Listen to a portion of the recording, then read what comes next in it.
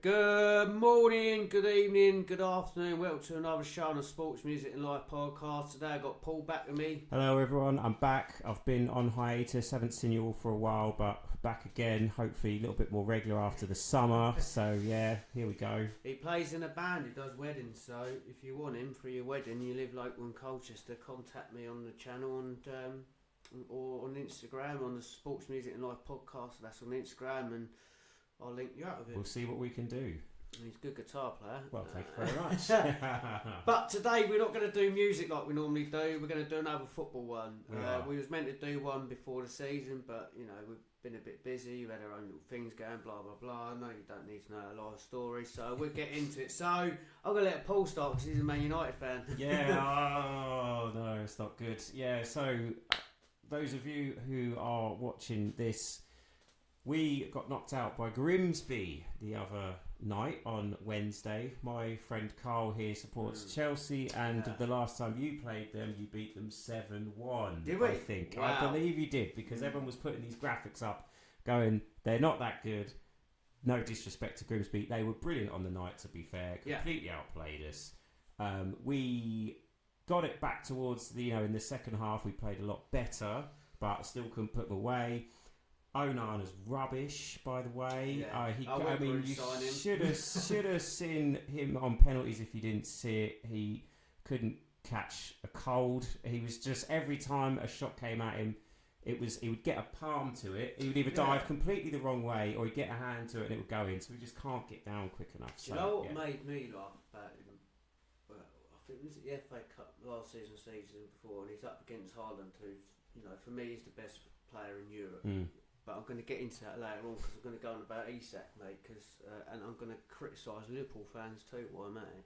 But we'll get into that. And to do that against the best striker in the Premier League, I think you're deluded, mate, because you're not good enough for doing it. And what happened when he put it away? That's the last person you don't want to upset. Exactly. As Cucurella found out when he got put on his backside after giving it the big and after a few beers, saying that he was what he was going to do to Haaland. I can't remember the song, but I'm sure you'll find that on YouTube somewhere. So the question I want to ask you is, what do you think of your manager? Have you seen what he come out and said today? You haven't seen what he said today. You not seen what he said? No, I haven't seen what he said today. But if you just this get is why that I want to do this for me, that I think this is disgusting. Yeah, he is disgusting, to be honest. I'm going to say this now. I've been saying it to all my friends that are Man United fans that I think his attitude stinks. Yeah, it does. He thinks he's bigger and better than the club. Listen, I don't care, right? You've done a good job at Sporting Lisbon, right? Okay? You know Jose Mourinho. Yes, no. Jose Mourinho come to Chelsea, he had the financial backing. Yes, fair enough, right? And we had a great players, blah, blah, blah. But Jose Mourinho won the Champions League with Porto. So that's why he with Porto, by the way. And he's got that arrogance. No disrespect to Portuguese people, because Ronaldo's had it, Bruno Fernandes has had it. And I generally think Ruben, I'm getting confused in the name. Ruben Amario is up his own arse, and he thinks he's better than what he is in that club. So, with Chelsea, when Jose Mourinho first came, he actually backed it up because he won nearly, his first season, won nearly every game, didn't he? He hardly lost. I think there's one season, it might have been his first season, you lost once. Yeah. So he backed it up. I think that's the second, because we held the record. Yeah, Ruben Amorim, he's played more games than he's got points. Yeah. He's played 29 games. I think he's played 29 games, 28 points. Like, that's unacceptable. Something about Gary Neville's record at Valencia was better than his. So that is awful. Right. So this is what he's come out and said go for it. Because it's going to really pee you off. Yeah, go for it. Right. So let's get it up. So Ruben Amaro's come out today and said, sometimes I want to stay for years, sometimes I want to quit. That's your exit. You've been looking for your exit since the day you come to United. You thought you'd bury big balls, and you haven't. And do you know what? The worst thing is too, he's always blaming the players and not himself. Yeah, it's actually largely his fault because it's his crap tactics and his refusal to change the formation and to keep playing two in midfield when he hasn't got the players to do so. Like, I get that every coach has got a way they want to play, but at the same time, you can't just keep going and buying players and player after player after player to get to your system. You do have to change. We're trying to do that. Well, no, but the thing is, like, even people like Pep, he's changed the way he plays recently. He has, and you know, there's a lot of managers in the Premier League who completely change and adapt to the league. Yeah. And his style, like Pep's style now, is completely different to what it was when he was at Barcelona and Bayern, actually. I think I say it all the time. I think he's made football boring, Pep Guardiola. Yeah, he has actually. And this goal kick, I was telling my boy, he goes, "Dad, they're doing that free kick again. It gets right on my nerves." You got every now and then, but you got the two defenders and the keeper. You're inviting trouble, and I get you inviting them in to put them in to get the ball. But a lot of times that I've seen it's put you in more trouble than it's worth. It is. The odd one here and there, fair enough, but everyone's working it out. I played my first game in football in 20 years a few weeks ago, and they done that goal kick, right, and it was the same goal kick every time, right, and this is no disrespect to the boys that run the team, but the player, the striker on that pit, on the other team, said, "Come on boys, pen them in, they're doing the same thing." Yeah. And I just think, you're asking for trouble. You are, because unless you've got really, really good players who can take the ball and play out from the back really well and don't lose it, you are asking for trouble, because most footballers can't do it. It's too much pressure. Well, listen, they're playing centre back because they're not gifted at running football. Although the modern day centre back more can't do that. And getting back to managers, and I think this is what cost Ange, because he was the same. Yeah, he can't was arrogant in his way. Now, if you're a top manager, all right, you won Europa League. You're lucky to win that, as far as I'm concerned, Spurs. And you've done the Spurs against PSG, a team that only been back in training in 6 days, and you threw it away. Even on penalties, you threw it away. So you're not as good as what you think you are, all right? Get in your place, Tottenham. We are the best team in the world. We won the club. We've won every trophy you need to win at domestic level and around the world and in Europe as a club. That's what I'm trying to get to. But I will say we were very lucky to get to that far in that Club World Cup. I didn't think we was very good in that Club World Cup. I think a game of Maresca has cost Chelsea a lot of games last season with his tactics. Instead of playing that football like we did against PSG, now we started the season, we were unplayable. And I'm going to get on to why I remember... Swapping for Amorim if you want. No, you're right, mate. You keep him, mate. I've not liked him from the day come in. No. I think his attitude stinks, and I think he thinks he's bigger and better than what he is. Well, you ain't bigger and better than what you are, because you've done it at Sporting Lisbon, and you've done nothing now at Man United.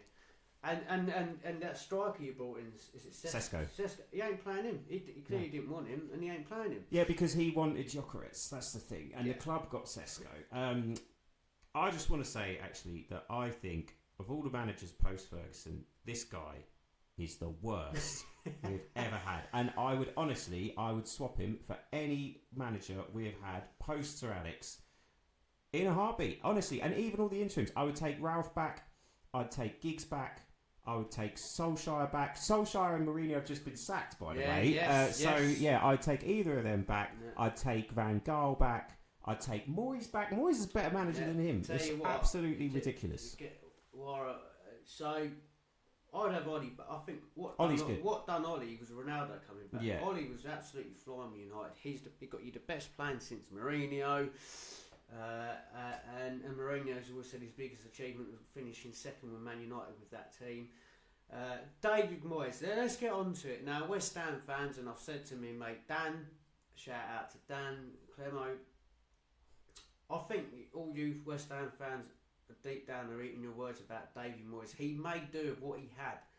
And now Graham Potter's going through the same thing. And everyone blamed it on Moyes and the signings. Well, where are your signings now? You signed someone from Southampton for 45 million. Manuel Fernandes. I've never heard of the player.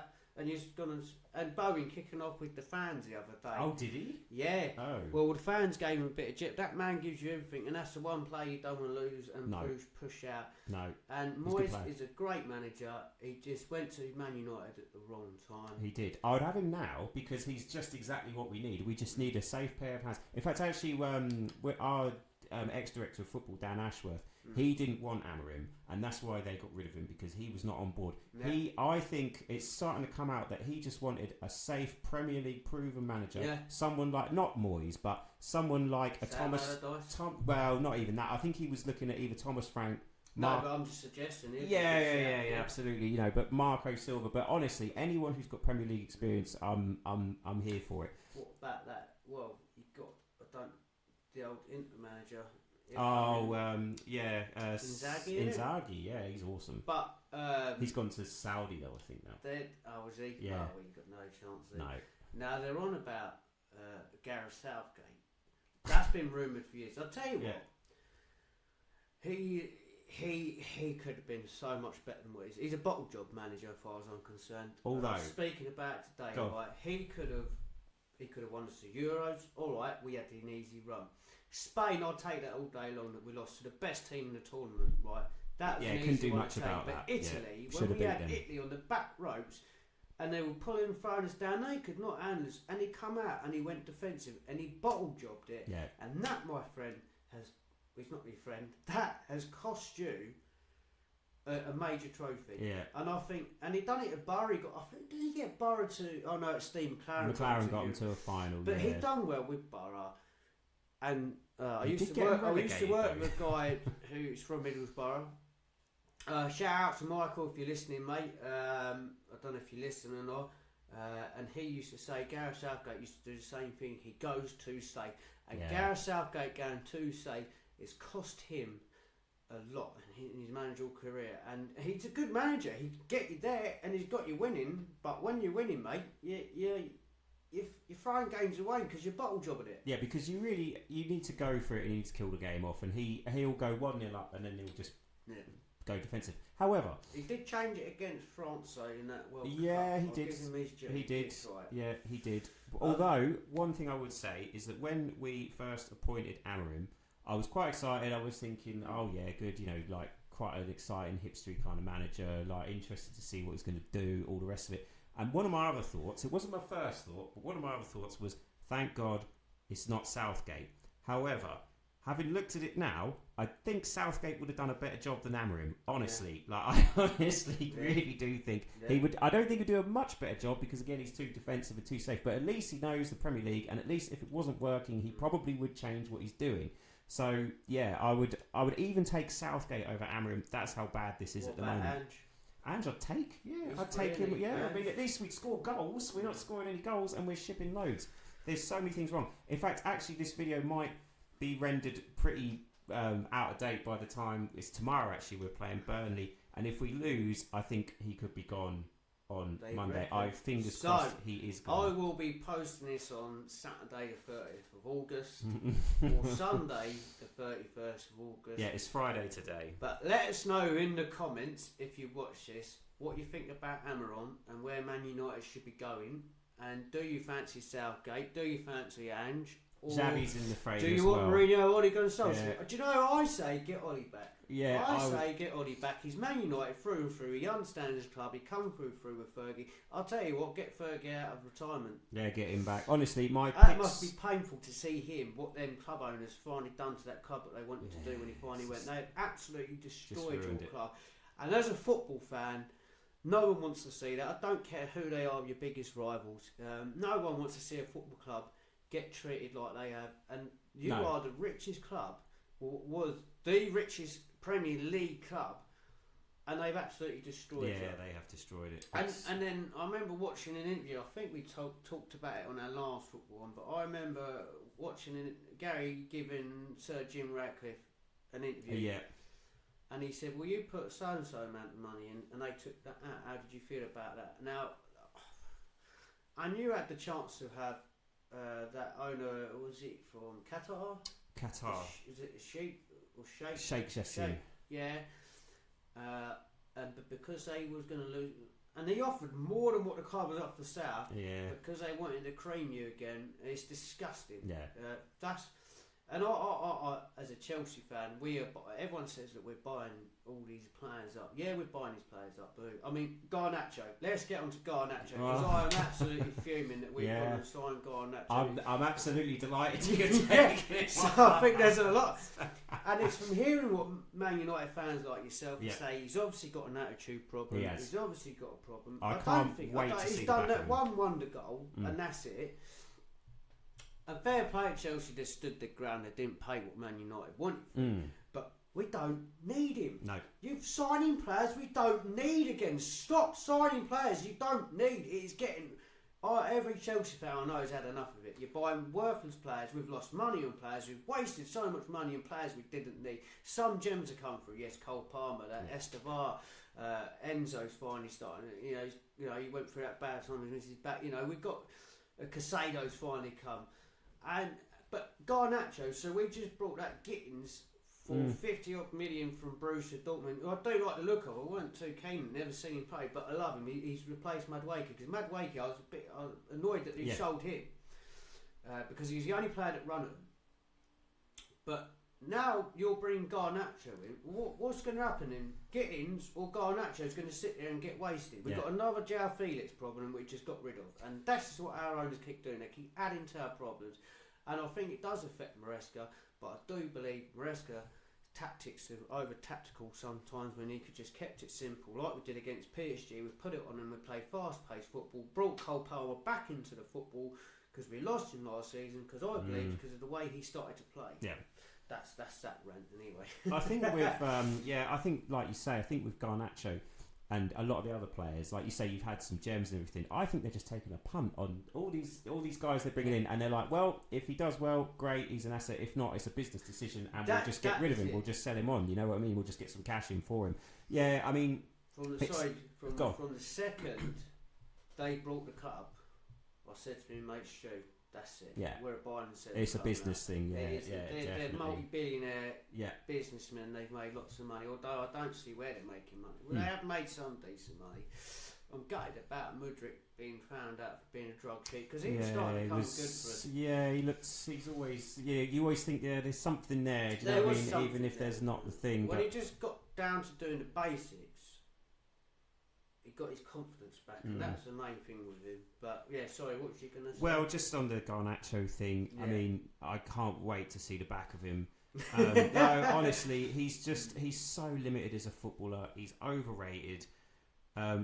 I know people keep saying he's an academy boy. He's not really. We bought him when he was about, I think, probably 17. I think we got him from Atletico Madrid, and he was it. So he's not really like a Manchester through and through boy and everything. No. Not that that's an issue, but he's not. He's not one of our own kind of thing. No. But the other thing is that he hasn't really improved at all. In fact, I'd argue he's got worse since his first breakthrough season when we had Ten Hag. When it was Ten Hag's first season, Ten Hag brought him through. He was ready for the first team, or at least ready to start coming off the bench. He hasn't improved one bit since then, mate. No, honestly, you'll see it. The bicycle kick, and that's it. But honestly, his technique is terrible. He's not that quick. Actually, if you watch his acceleration, he's not that quick. His decision making's awful. He's a selfish player as well. He'll shoot when you really, really want him to pass and actually, involve the rest of the team. Yeah. And he's too weak for the Premier League, in my opinion. The amount of times when he's playing for you, the amount of times you'll watch him just get shrugged off the ball and put in the stands and, easily dispossessed. He's the most frustrating player you'll ever see. However, every now and then he will do something that you think, bloody hell, that's good, and he just pulls something out of the bag. Where's that been? Exactly. Where's that been? So, I mean... I used to say that I'm going to get crucified when I say this, but I used to say this about Eden Hazard. Yes, he was a fantastic player. On his day, you couldn't get near him.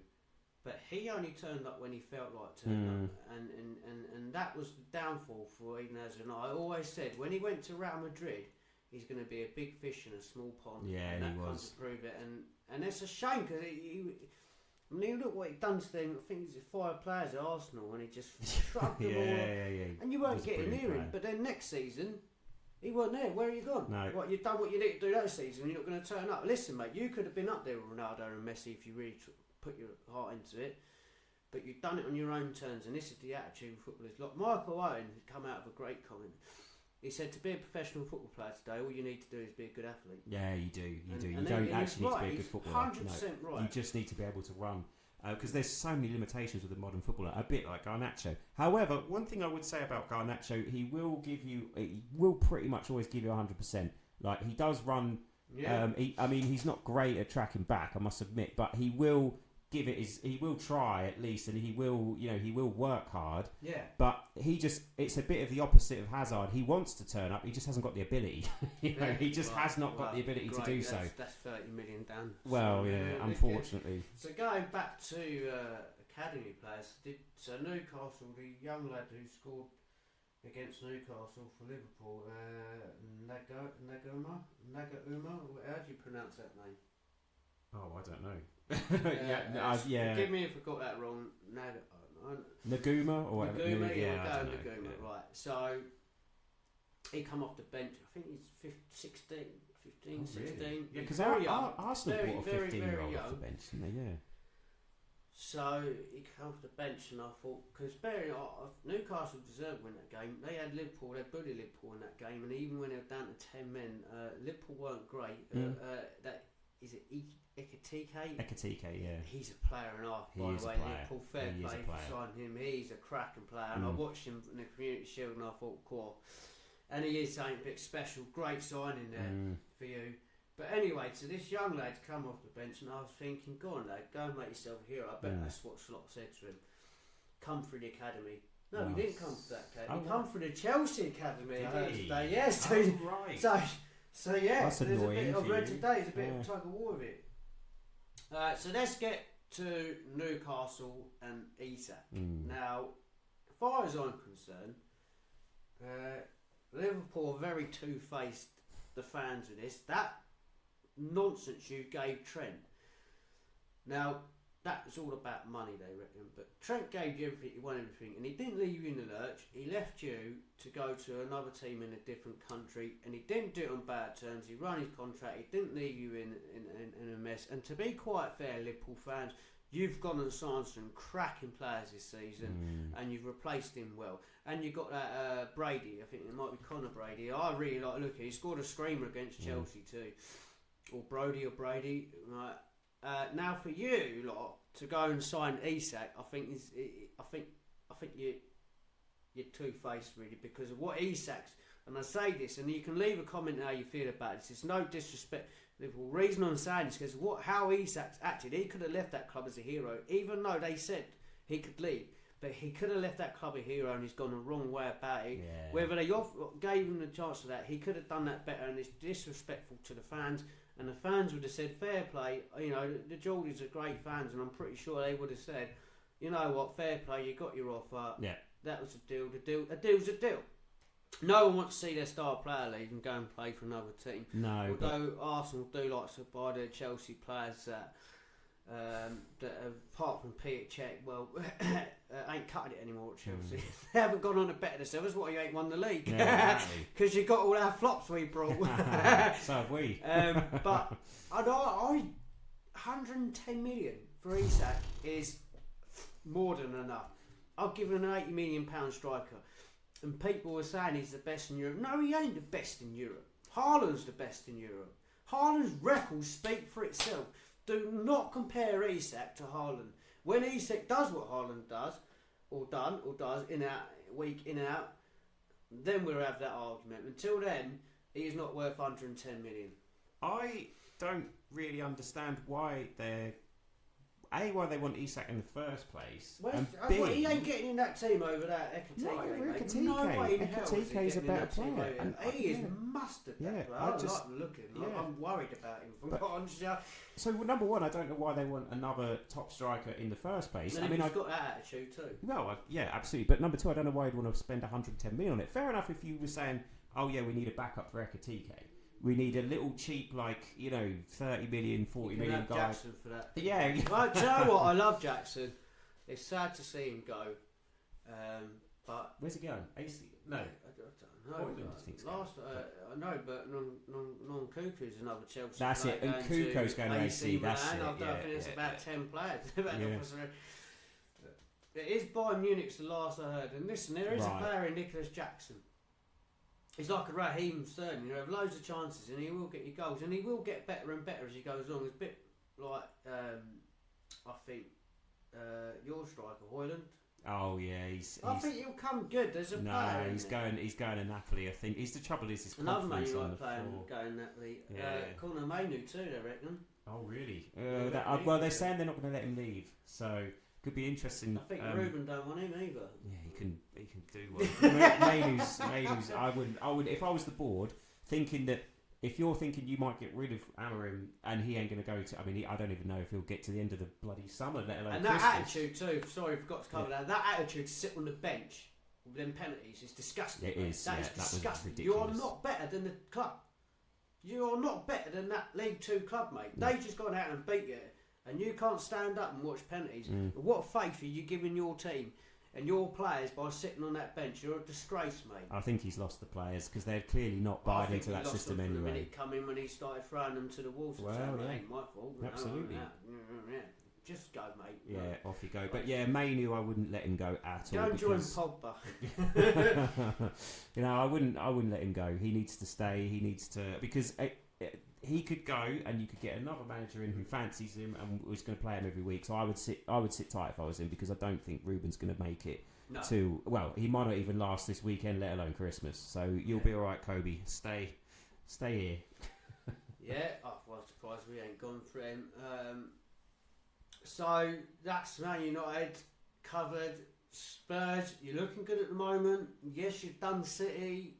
You did beat Burnley. Please don't do any better. I can't handle it. Do you know what? I told you a story earlier. So I took my boy up to watch WWE. Hello, son, if you're listening, by the way, mate. Loved you to pieces. So we went up to watch WWE, one of their little side shows in Manchester. And there's a wrestler called Finn Balor, I think his name is. Alf knows what I'm about to say. He only come out of a bloody Tottenham shirt. Then I went, bloody hell, we're in Manchester, we've got to part with Tottenham. And Tottenham, you would understand, if that was a Chelsea shirt, you'd be the same. You know what it's like. Chelsea, Tottenham don't like each other. Now, I'm going to move on to Glasgow Rangers, because it is horrible sitting. I love Glasgow Rangers. Chelsea and Glasgow Rangers do have a great bond together. As fans, we get on very well. Celtic and Liverpool get on very well. Chelsea Rangers get on very well. And to see them degrading it, and they got a good manager in Russell Martin. And they got absolutely destroyed against Club Bruges, is it? Yeah, Scottish football it's just not doing it at the moment, is it? Do you know what's done him a favour? Is that Celtic went out as well. Saved it. And it's the Old Firm derby, I believe, Sunday. Ooh, so that's going to be tasty. That's going to be tasty. Yeah, so unfortunately, it's hard to see Rangers. I love Rangers, and they've got the. It's been brought now, haven't they? By another American. Oh right, say no more. So hopefully they got the financial backing, but it doesn't. I haven't seen any financial. Yeah, do you know what? They never really, and I don't blame them. They just never really recovered when they got thrown out of the league, did they? I mean, I know they got back. They won a title as well, but they've never been quite the same. They've just never been as competitive as what they were before. Yeah. So that really, really did hurt them. So yeah, hopefully the same thing happens to City. They built that team. Gerrard built that good team. Yeah. I didn't realise he actually won the league. Yeah, he did, mate. I thought he left before, and I always found it quite confusing why he left to go Aston Villa when you're about to win your first title. Oh no, he did. Yeah, he won it, and then he went to Villa. He built a really good team. But they sold that off, didn't they? And then they went downhill and more and more and more. And it's hard to see because I love Glasgow Rangers. I've actually had the joy to go to Ibrox. Oh, really? It was only a friendly against Leeds, and the atmosphere, the crowd, you're absolutely buzzing, and it was the passion there. And again, it's hard to see a club going like that. You deserve better. And going back to Moyes actually, because I just remembered. He's made some good signings. He has made some good signings. Yeah. Well, like I say, West Ham Jack Grealish, what a signing. That is tasty because, again, he's the sort of player that, Moyes might get him going again. Do you know what I love about Grealish? I believe, if I read it right, he took pay cuts and all that to go because he wants to play. He wants to get back in England. Good boy, absolutely. He does like the party life, and Pep don't like all that. He kicked Ronaldinho out of Barcelona for it, but you knew what he was getting with Jack when you brought him. So he's that kind of player, he's a bit of a throwback to the old days where he's a very good technical footballer and he doesn't really fit into micromanage Pep system that he likes to do. He did well in their treble winning season, actually, I've got to say, because he played all the time, but he's dropped off a bit. He just doesn't, he needs to be a bit more of a free role. He's a bit more of a maverick. He's not really constrained. You just need to tell him, look, just go out there and do what you do. A bit old school kind of tactics with Jack. So hopefully he could recapture that form and get back in the England team. And they've also signed at Diblin, haven't they? That young Southampton player. Have they? That's a good signing. Yeah, Tyler Diblin, I think his name is. There was rumours he might be coming to us, but that is a good signing for them, because it's another one that if he does well, you're going to get the big teams will be looking at him. The bigger teams will be looking at him. So that is a really solid signing. Could be on a bit of a march now with the new owners. We'll see. So I thought I'd finish up on Ipswich. I like Ipswich. Yeah. I love going to Ipswich. Another great cracking set of fans. We live in Colchester, but I'm not a Colchester fan. I was born and raised in Southend, but I take my boy because he's from Colchester. But I tell you what, I used to go Layer Road to their old stadium, and that was pumping. But that new stadium is dead. Yes. It's dead. The football's crap. Yeah. And the atmosphere is crap. So I enjoy going to Ipswich because Ipswich has always been good. It's a always atmosphere, decent, and it's a lovely pitch. I must say, Ipswich, you've got one of the best pitches I've ever had the joy to see. And wow, they are struggling, really struggling, aren't they? Well, that happens. And they've only lost Delap, really. Mate, Owen Hutchinson to. But how many times have we seen it though, where a team gets relegated from the Premier League and they really struggle in that championship as well? And sometimes even it was Luton who did back-to-back relegations, wasn't it? Just went straight back down. I believe Stoke done it. I'm not 100% sure. Well, they do struggle. I know Wolves it's done a graveyard. Sunderland, I think they've done it too, didn't they? Sunderland done it, but look, Sunderland, well done for getting back where you got back to, and you made some good signings, interesting signings. But Ipswich, I really hope we don't see you go down. Double relegation would be not good. Because you've done so well to get where you are. Yeah. And Kieran McKenna built a really good team. Sometimes I question his tactics. Last game I went to see is when you was in League One and you played Sheffield Wednesday. I believe Dean Windass. I don't know his son. Windass is. I forgot his first name. Rob, I don't know. It's gone blank. I don't know. And the home crowd booed you off, and you come out and you turn it around and you did not look back, and you got back-to-back promotion. So we need that Ipswich back, please.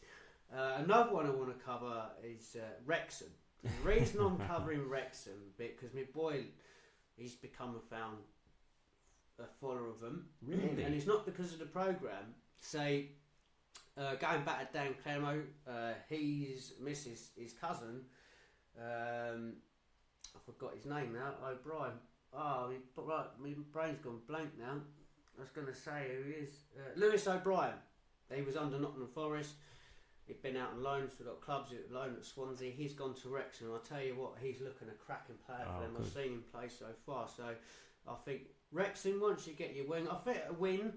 I think you found your level. I do believe you're going to finish mid-table. I think that's where you've got to aim for. Do not aim for that promotion, because I do believe you're going to go like Ipswich. I think Ipswich got promoted one season too early with the Premier League. With Wrexham though, it is only a matter of time. They will be a Premier League side eventually, because it's just been too well run. It's got a good backing behind it. Yeah. Reynolds does actually seem to know what he's doing with the other guy who's running it as well. The guy who's the director, he's a film writer, isn't he? He's a playwright. That's crazy, isn't it? So yeah. No, he's done well. Yeah, no, so let's see how Wrexham. So I think you covered everything. Yeah, I just hopefully we can get a new manager soon. I'm done with Amorim. Yeah. I'm absolutely done. My top picks, I'd go for. Get Ollie back. Yeah, Ollie. I'd go for I want Premier League, either Champions League experience like Ancelotti. I know he's at Brazil, but that kind of profile, Inzaghi. Yeah. That's not going to happen. So you've got to be more realistic, and you've got to say just Premier League proven, safe pair of hands. Marco Silva, Iriola, Ollie. I'd take Ollie back in a heartbeat. Ollie, if you're listening, could you come back United for the United fans, because they'll open you back and welcome. Even if it's just interim to the end of the season, it's fine. We'll do it. Let's do it again. It's quite harsh how you got treated. It's obvious who should have gone. He come in and disrupted your team, and you had them playing very well, and it's very harsh how you went. Do you know what as well? Ollie, under this current structure with these guys signing the players, that could work. Yeah. So yeah, let's see how we would score goals at least as well. The football's atrocious. He'd probably come off the bench and do it, but at least he knows how to coach and attack. And yeah, I mean, Amram ain't got a clue. He's too defensive, too negative. Too busy throwing his own players under the table. Yeah, Ollie doesn't do that. Under the bus, sorry. So thank you for listening again on the Sports Music and Life podcast. We've had Paul here again. It's a nice chat. I think we'll do this. I think we'll do a football one at least once a month. Yeah, that'd be good to see where we're at and where our teams are at and what's going on around the world. What managers have been sacked. I will finish up on. I do think Tuchel was the wrong manager for England. Interesting. That should be a topic for another video. Actually, I tell you what, we've got internationals coming up. Maybe we might do one about the old internationals. So we'll leave that there for today. So thank you for listening again. To all those that subscribe, thank you very much. Please share it and get everyone listening to build the channel up. Please like and subscribe, ring the bell. What's the other nonsense you got to do? Comment, please. And yeah. Do you know what? I've actually been starting to get some comments. It's lovely. Oh, good. Nice. On a few of them, on the music ones I've done about the gigs I went to. So yeah, please give us, as a football fans, let us know how you feel about your team, and want to talk about it. And if there's anyone who's a fan, if you've got Fulham fans watching, you want us to cover them, go for it. Give us some topics if you want to talk about it, and give us some messages. I would say we FaceTime and get you on. Maybe we could FaceTime you and get you on. We'll sort it out some way or another. Right, thank you for listening, everyone, and we'll catch you later on.